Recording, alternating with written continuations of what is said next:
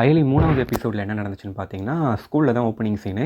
தமிழ்ச்செல்வி வந்து கிளாஸில் இருக்காங்க. அந்த மூர்த்தி சார் இருப்பார் இல்லையா, அவர் தான் அன்றைக்கி கிளாஸ் எடுத்துகிட்டு இருக்காரு. மேக்ஸ் கிளாஸ் போல இருக்குது.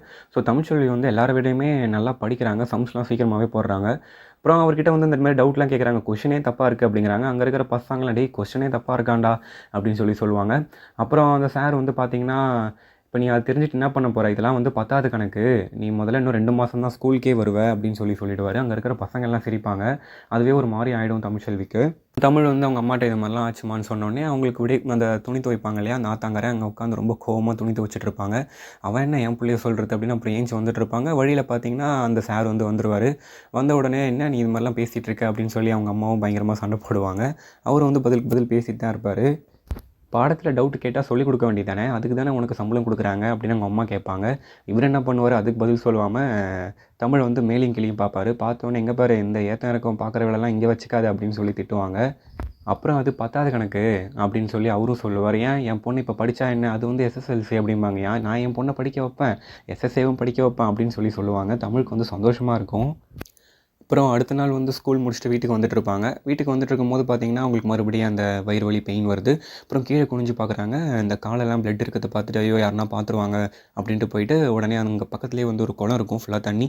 அதில் போயிட்டு உட்காந்துருவாங்க. உட்காந்துட்டு மறுபடியும் வந்து யோசிச்சுட்டு இருப்பாங்க, என்னடா இது அப்படின்ட்டு.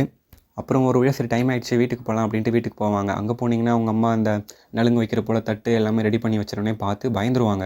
பயந்துட்டு போச்சு அம்மாவுக்கு தெரிஞ்சிடுச்சு போல இருக்குன்னு சொல்லிட்டு எதுவுமே பேசாமல், அம்மா வேணாம்மா எனக்கு இதெல்லாம் வேணாம்மா ப்ளீஸ்மா அப்படின்னு சொல்லிட்டு இருப்பாங்க. என்ன வேணாம், கோயிலுக்கு போக வேணாமா, அயலி அம்மா போய் பார்க்க வேணாமா அப்படிங்கும்போது, கோயிலுக்கா, ஆமாம் இன்றைக்கி வந்து இது மாதிரி பௌர்ணமி இல்லையா, ஸோ போகணும் அப்படின்னு சொல்லிடுவாங்க. உடனே அப்போ தான் உங்களுக்கு நிம்மதியாகவே இருக்கும் தமிழுக்கு.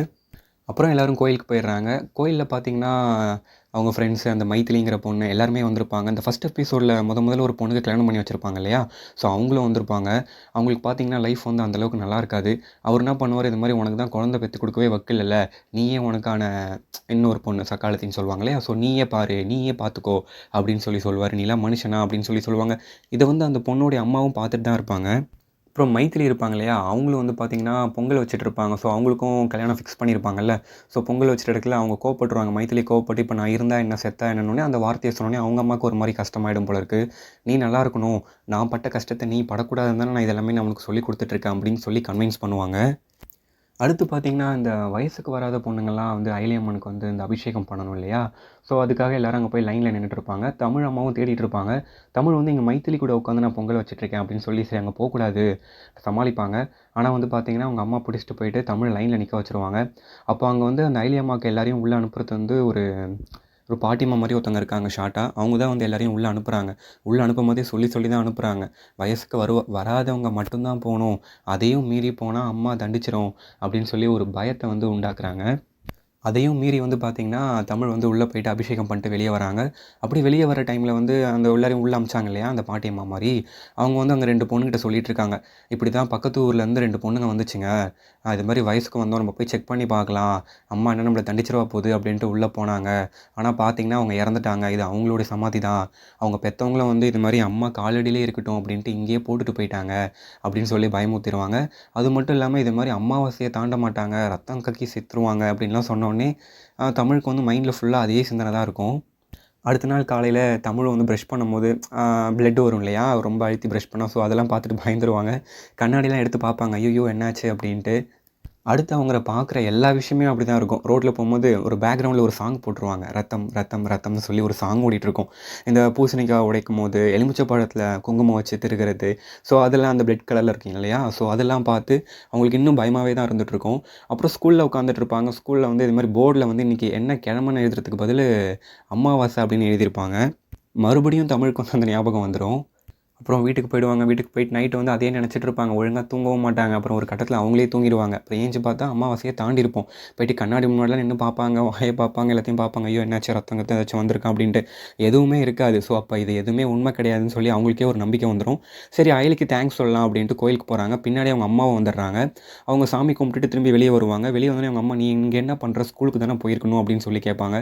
இல்லை நான் கோயிலுக்கு எதுக்கு வருவாங்க, சாமி கும்பிட தான் வருவாங்க அப்படின்னு சொல்லிட்டு சமாளிச்சுட்டு போக பார்ப்பாங்க. இப்போ அவங்க அம்மா அம்மா என்ன பண்ணுவாங்க, அந்த பேக்கை பிடிச்சி இழுத்துருவாங்க.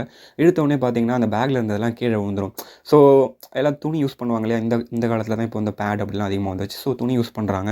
"இதெல்லாம் நீ எதுக்கு வச்சிருக்க? எனக்கு என்னென்னவோ தோணுது. சொல்லு தமிழ்" அப்படின்னு சொல்லி ஒரு அறை ஒண்ணு விட்டுருவாங்க. அப்புறம் அவங்களும் சொல்ல வரதுக்குள்ள அவங்க அம்மாவே புரிஞ்சுக்கிட்டு, அங்க அயிலி அம்மன் முன்னாடி கால்ல விழுந்துருவாங்க.